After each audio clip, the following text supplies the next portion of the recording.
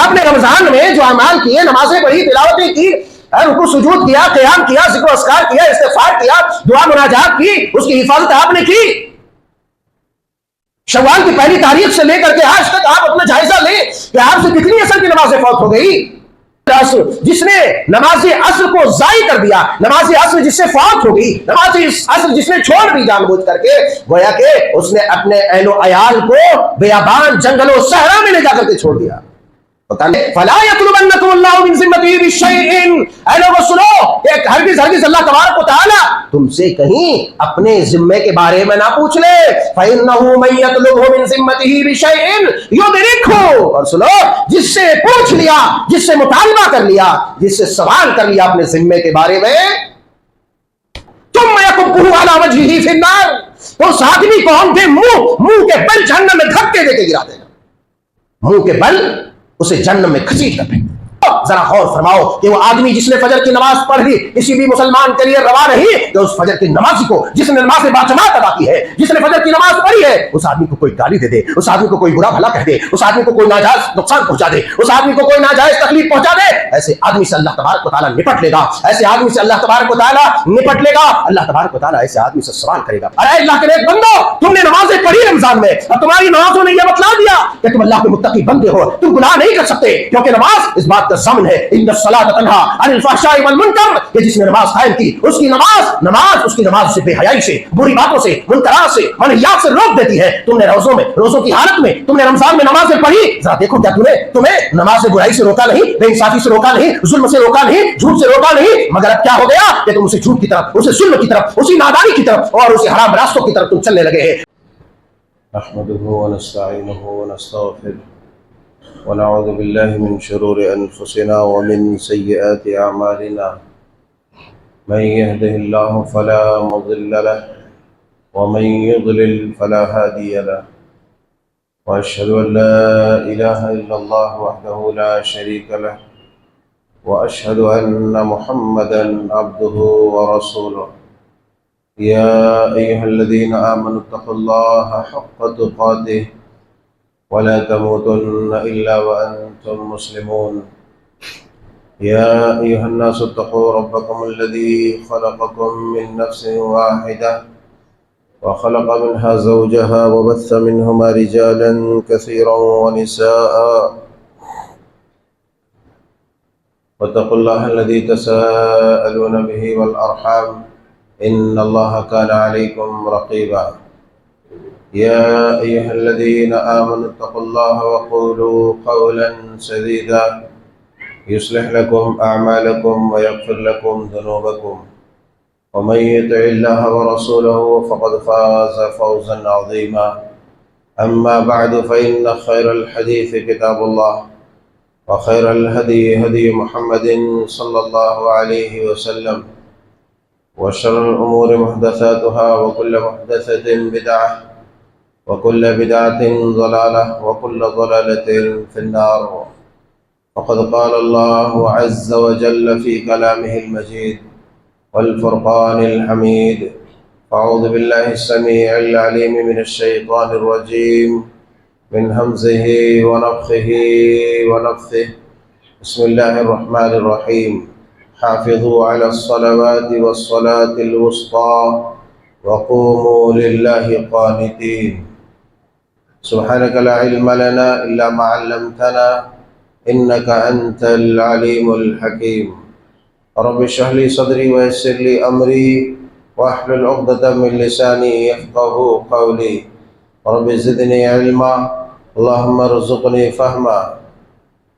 اللهم انفعنا بما علمتنا وعلمنا ما ينفعنا وزدنا علما. ربنا يسر ولا تعسر وتمم بالخير.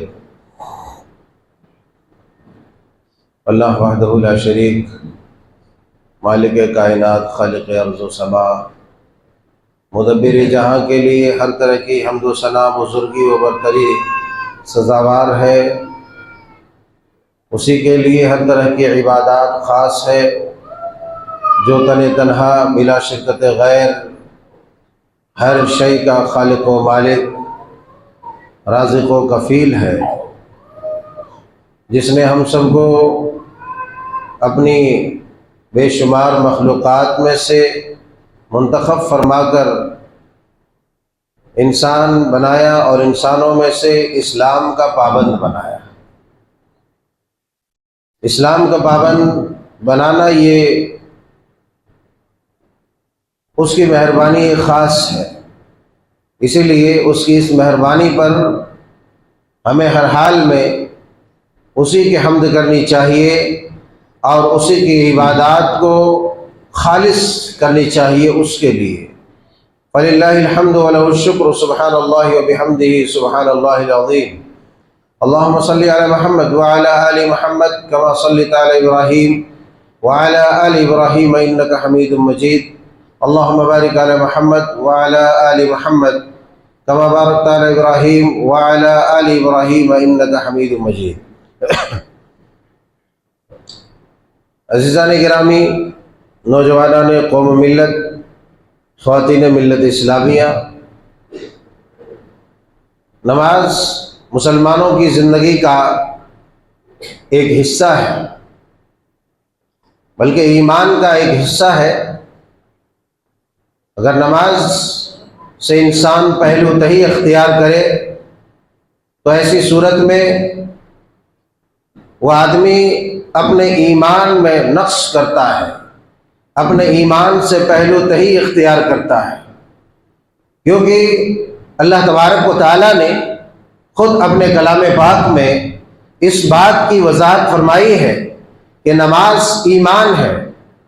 آپ کو معلوم ہونا چاہیے کہ جب مکۃ المکرمہ سے ہجرت کر کے یثرب کی طرف یعنی مدینہ الرسول کی طرف مسلمان آئے اور 16 یا 17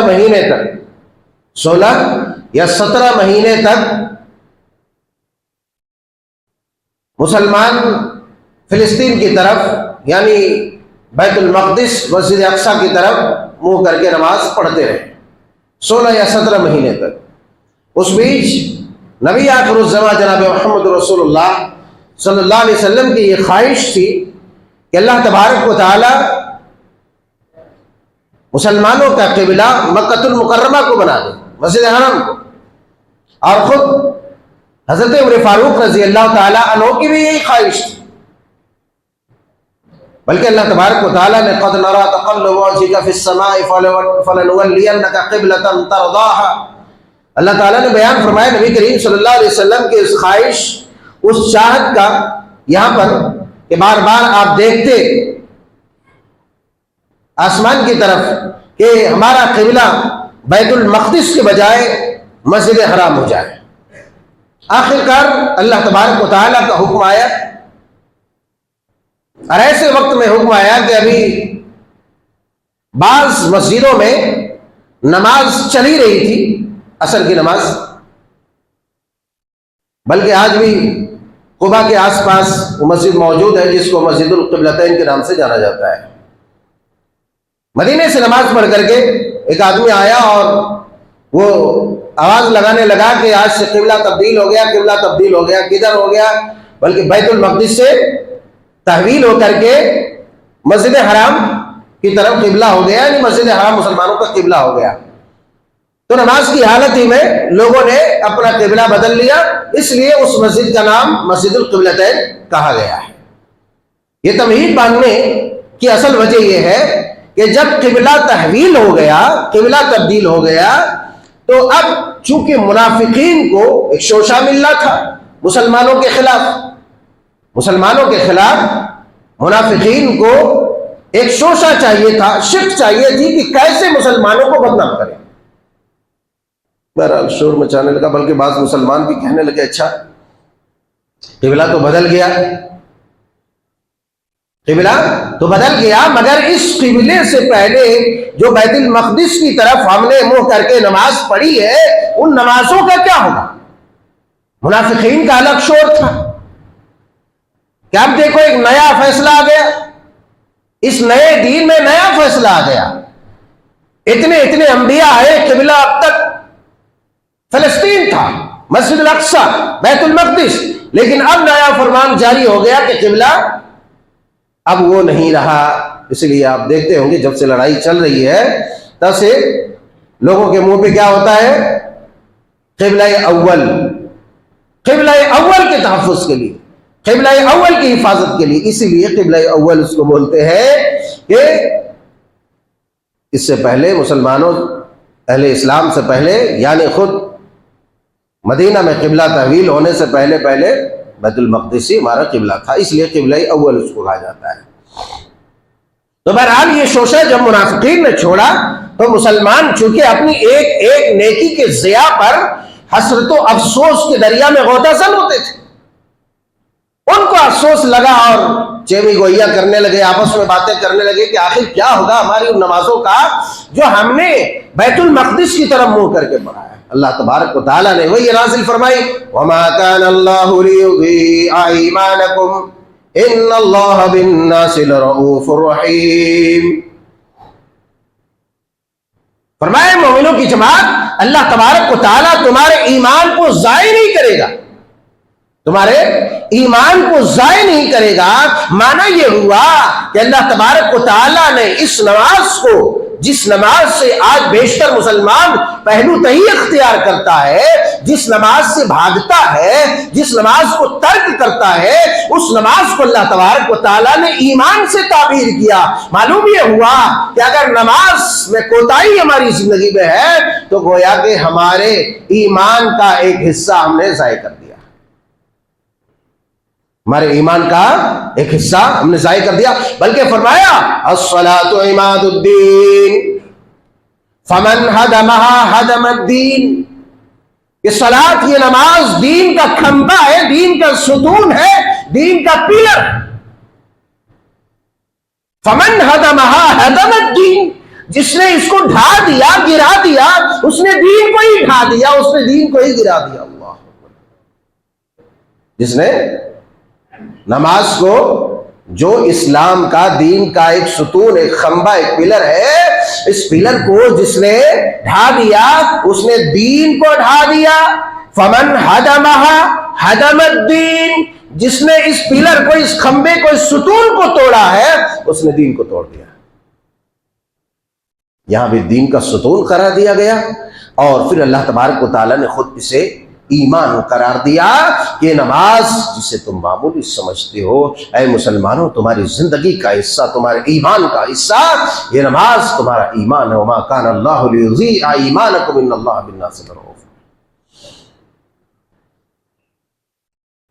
نماز کے یوں تو اخروی جو فائدے ہیں وہ ہے، مگر نماز کے بے شمار دنیاوی فائدے ہیں، نماز کے بے شمار دنیاوی فائدے ہیں.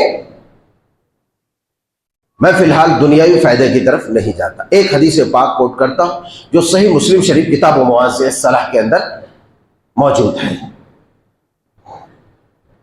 بلکہ اللہ تبارک و تعالیٰ نے فرمایا، حدیث سے پہلے آیت دیکھیں جو میں نے خطبہ مسنونہ کے بعد پڑھی ہے. فرمایا حافظوا علی الصلوات والصلاة الوسطى وقوموا للہ قانتین.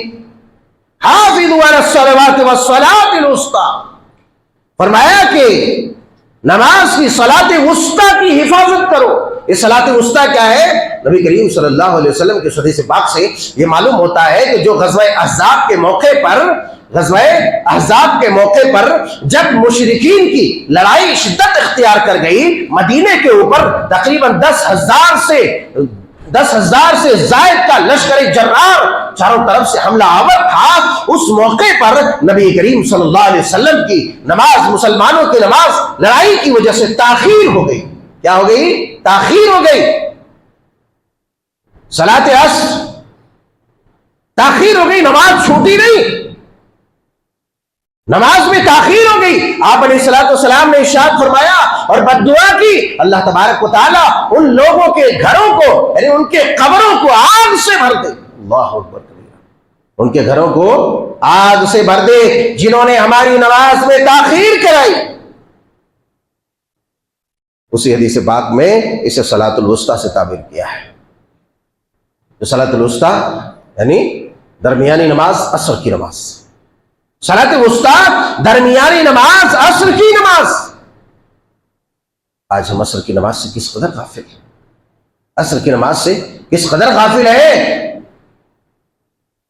صحیح بخاری شریف کے اندر حدیث پاک موجود ہے، نبی کریم صلی اللہ علیہ وسلم نے ارشاد فرمایا من ترک صلاۃ العصر فقد حبط عمله، من ترک صلاۃ العصر، جس نے عصر کی نماز ترک کر دی، جس نے عصر کی نماز جان بوجھ کر چھوڑ دیا، گول کر دیا، پڑھائی نہیں، فقد حبط عمله، اس کے تمام اعمال غارت ہو گئے، تمام اعمال برباد ہو گئے، تمام اعمال ضائع ہو گئے۔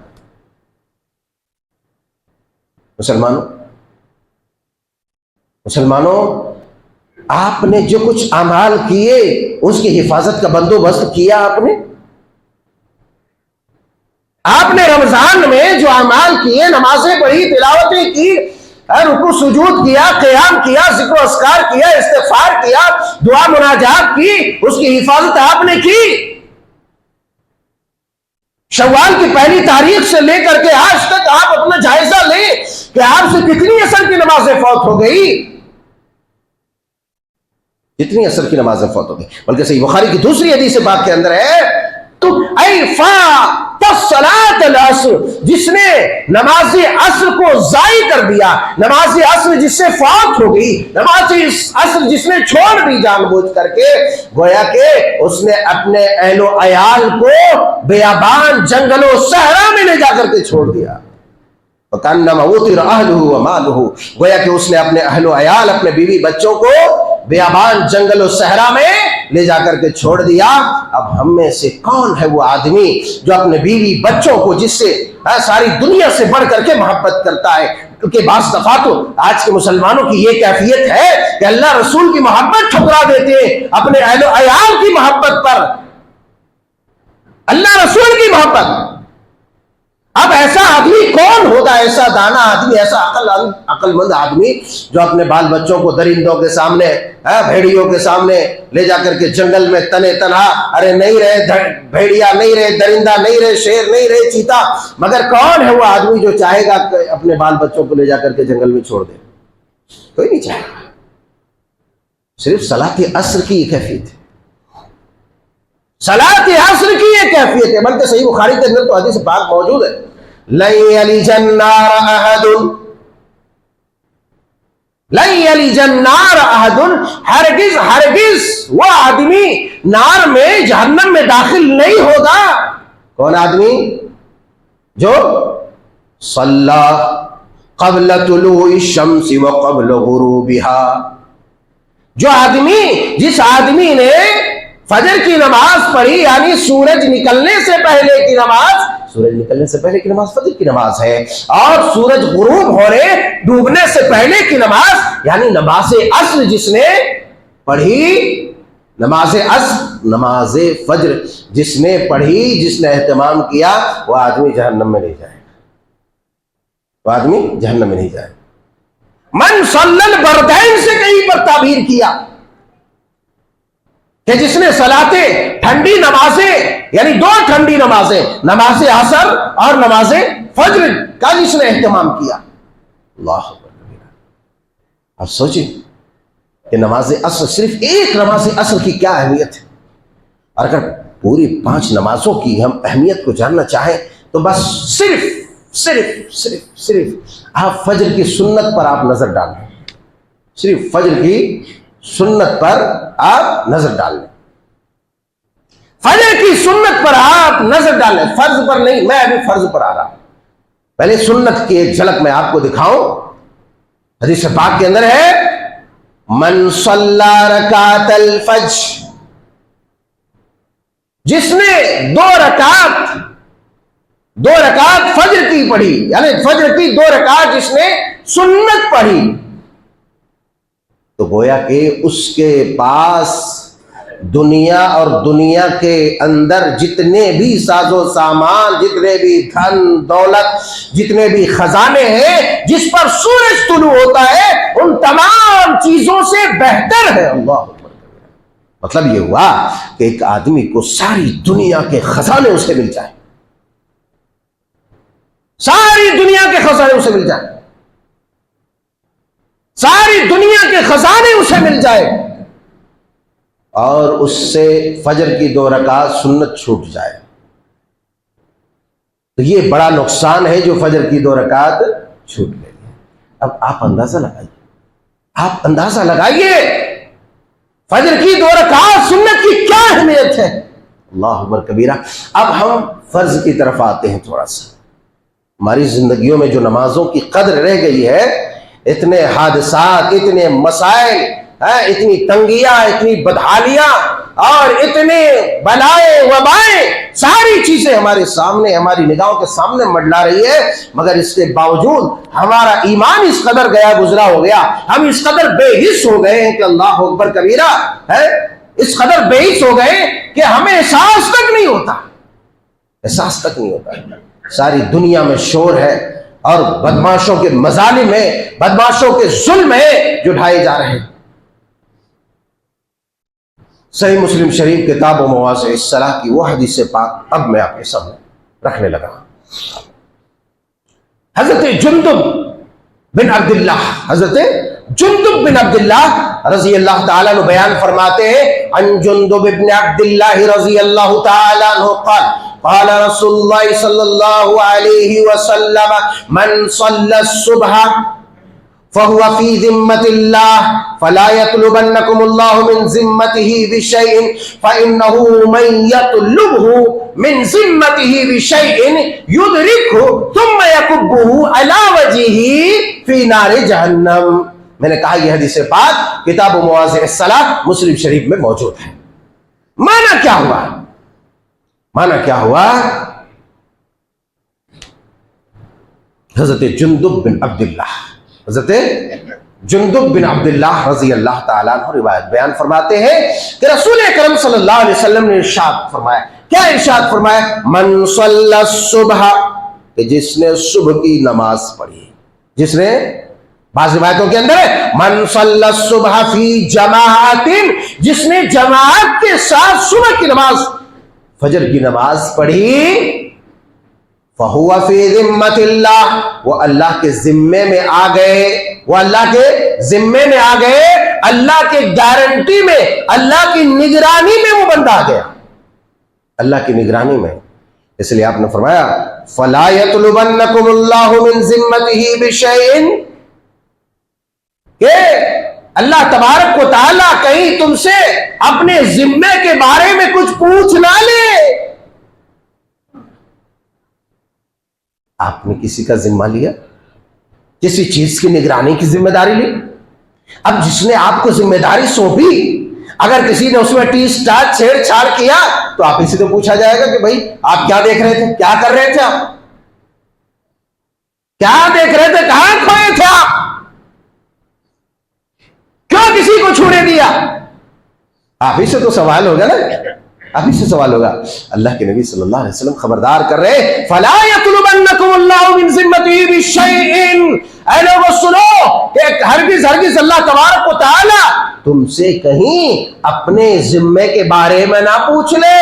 فَإِنَّهُ مَن يَطْلُبْهُ مِن ذِمَّتِهِ بِشَيْءٍ يُدْرِكْهُ، اور سنو جس سے پوچھ لیا، جس سے مطالبہ کر لیا، جس سے سوال کر لیا اپنے ذمے کے بارے میں،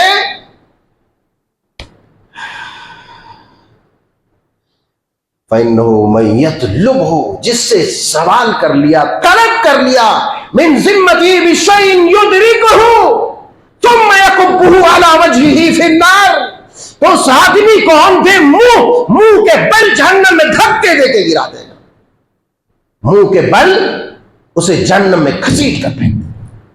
اللہ،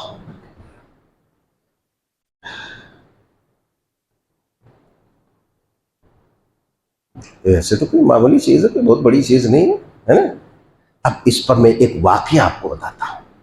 اس واقعے کو کل سے کھوجنے کے لیے مجھے صحیح الترغیب و ترہیب جو علامہ منذری رحمۃ اللہ علیہ کی ہے، تقریباً 1800 صفحات مجھے دیکھنے پڑے، کیونکہ شبہ تھا کہ یہ واقعہ ہے کہاں. کل رات ہی سے مجھے آج ملا صبح تقریباً 10 بجے. حضرت علامہ منذری رحمۃ اللہ علیہ اپنی کتاب میں مسند احمد کے حوالے سے، اسی طریقے سے مسند البزار کے حوالے سے، اسی طریقے سے المعجم الکبیر، طبرانی المعجم الاوسط کے حوالے سے آپ نے ذکر کیا. کیا ذکر کیا ہے ذرا آپ سماعت فرمائیں. حجاج بن یوسف. حجاج بن یوسف کا تو آپ نے نام سنا ہی ہوگا، جو مشہور زمانہ سفاک، جس کے بارے میں بہت ساری واقعات بھی ہے اور حقائق بھی ہے. مگر وہی حجاج بن یوسف ہے جس نے قرآن میں زبر زیر پیش لگوایا انہیں کی عمارت میں. اور وہی حجاج بن یوسف ہے جن کی عمارت میں ایک عورت کی آواز پر ہندوستان کی سرزمین کی طرف 17 سالہ وہ نوجوان محمد بن قاسم کو سندھ کی طرف بھیجا اور سندھ کے راجہ داہر کے چھکے چھوڑا دیے، اس کو قتل کر کے سندھ پر اسلامی حکومت قائم کی. اور عدل و انصاف کا جو غلغلہ تھا کہ بڑے بڑے برہمنوں نے اسلام قبول کیا ان کے ہاتھ پر. اللہ اکبر کبیرہ.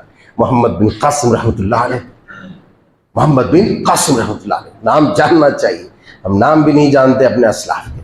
بہرحال وہی حجاج بن یوسف، میں ادھر تفصیل میں نہیں جاتا کہ کیسے ہندوستان آئے، کیسے کیا تھا معاملہ، ادھر کسی موقع سے انشاءاللہ بتایا جائے. ابھی ہم یہاں پر ذکر کر رہے ہیں جو علامہ منذری نے اپنی معرکۃ الآراء کتاب الصحیح والترغیب والترہیب کے اندر بیان کیا ہے. کیا بیان کیا ہے؟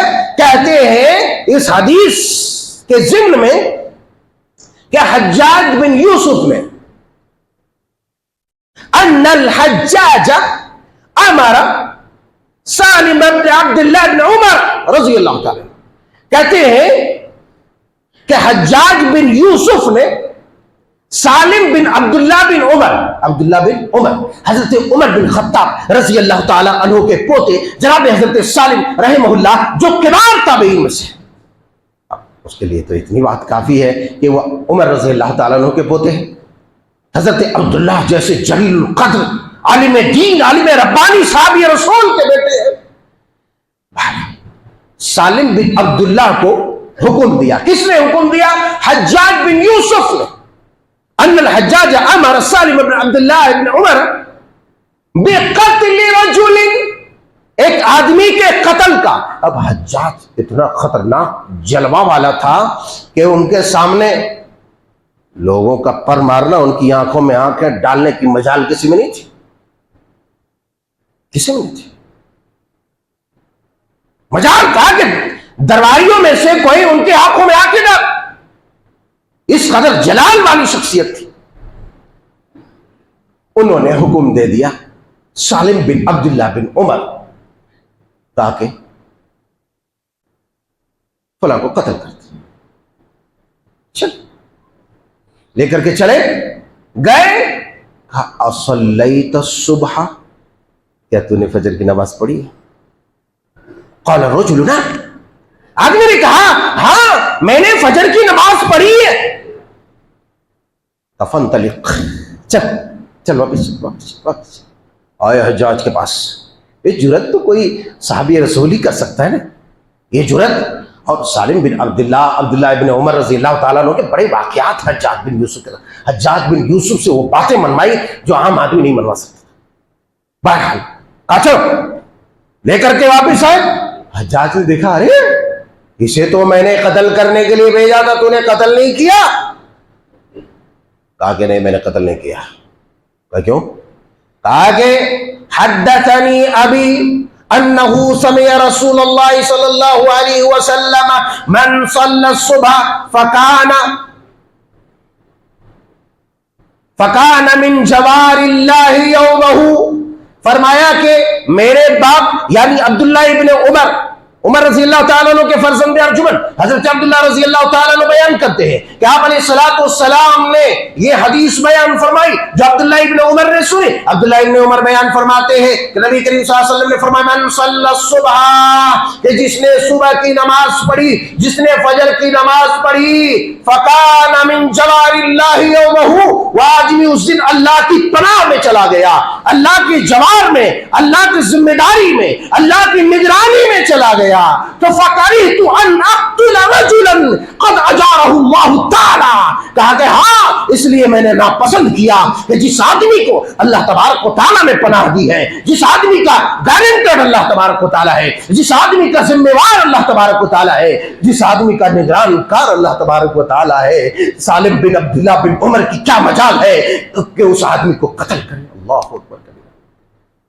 मेरे प्यारो, हज्जाज बिन उमर, हज्जाज बिन यूसुफ ने कहा, सालिम बिन अब्दुल्लाह से जब ये बात सुनी तो अब्दुल्लाह इब्न उमर रजी अल्लाह ताला अन्हु उस वक्त मौजूद थे। अब्दुल्लाह इब्न उमर रजी अल्लाह ताला अन्हु से फौरन सवाल किया, पूछा कि क्या बात ऐसी ही है? हजरत अब्दुल्लाह इब्न उमर रजी अल्लाह ताला अन्हु ने कहा, नाम बिल्कुल हाँ बात ऐसी है। हज्जाज बिन यूसुफ लाजवाब। मैं बताना ये चाहता हूं कि उम्मत के जियालो, जब फजर की नमाज की एक कैफियत है कि एक फजर की नमाज अल्लाह तबारक को ताला को गारंटेड बना दे, अल्लाह तबारक को ताला को तुम्हारा निगरानकार बना दे। मुझे बताओ कौन वो अल्लाह का दुश्मन है जो तुम्हें गजन पहुंचा सकता है? कौन वो जो अल्लाह का दुश्मन है जो तुम्हें नुकसान पहुंचा सकता है? कौन तुम्हारी तिजारत का भट्टा बैठा सकता है? कौन तुम्हारे जिस्म को खरोच लगा सकता है? कौन तुम्हें कत्ल कर सकता है? कौन तुम्हें मार सकता है? कोई ऐसा नहीं। अगर उसने ऐसा किया तो अल्लाह तबारक व तआला उससे सवाल करेगा, और जिससे अल्लाह तबारक व तआला सवाल करेगा उससे औंधे मुंह जहन्नम में डाल देगा। मैं एक और बात यहां बताना चाहता हूं कि हदीस पाक की रोशनी में कि मेरे प्यारो, मेरे यारो, जरा गौर फरमाओ कि वो आदमी जिसने फजर की नमाज पढ़ ली, किसी भी मुसलमान के लिए रवा नहीं कि उस फजर की नमाजी को, जिसने नमाज बाजमात अदा की है, जिसने फजर की नमाज पढ़ी है, उस आदमी को कोई गाली दे दे, उस आदमी को कोई बुरा भला कह दे, उस आदमी को कोई नाजायज नुकसान पहुंचा दे, उस आदमी को कोई नाजायज तकलीफ पहुंचा दे, ऐसे आदमी से अल्लाह तबारक व तआला निपट लेगा।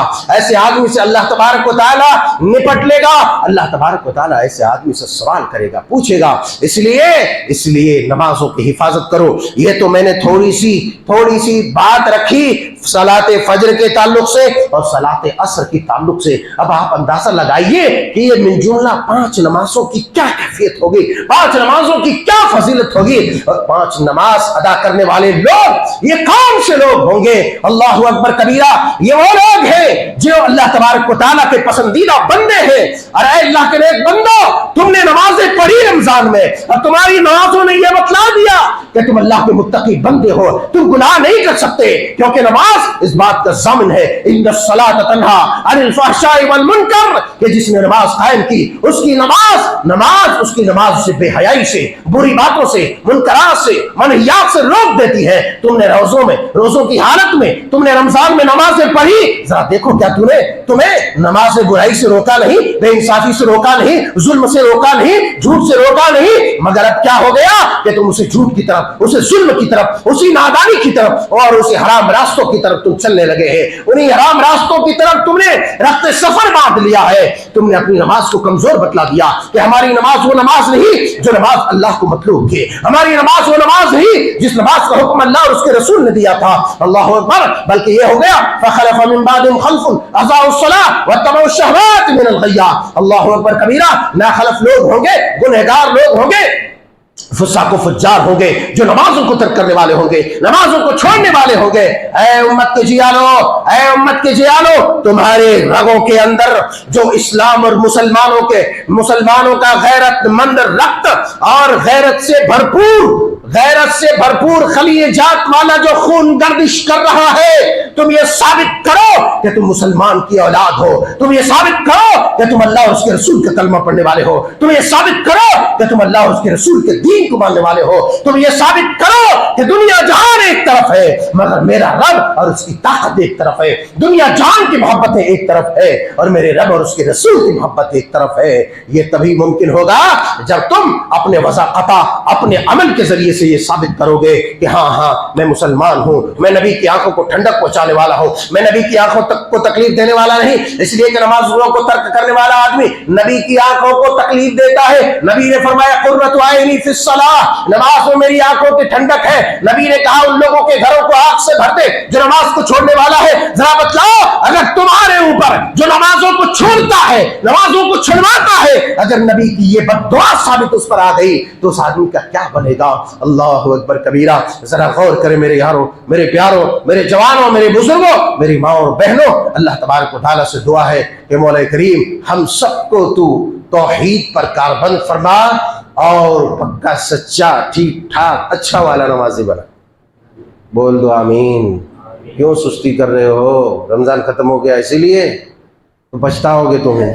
कम से कम आमीन बोल दो ताकि इसकी बरकत से भाई तुम नमाजी बन जाओ। मैंने रमजान में कहा था अल्लाह से यही मांगो कि अल्लाह इस रमजान के बाद भी हम इबादत में हमें इस्तिकामत मिल जाए। अल्लाह तबारक ताला हम सब की नेकियों को कबूल फरमाए, हमारी कमियों, कोताहियों और खामियों को दरगुजर फरमाए। आमीन। तक़ब्बल या रब्बल आलमीन व आखिर दावाना।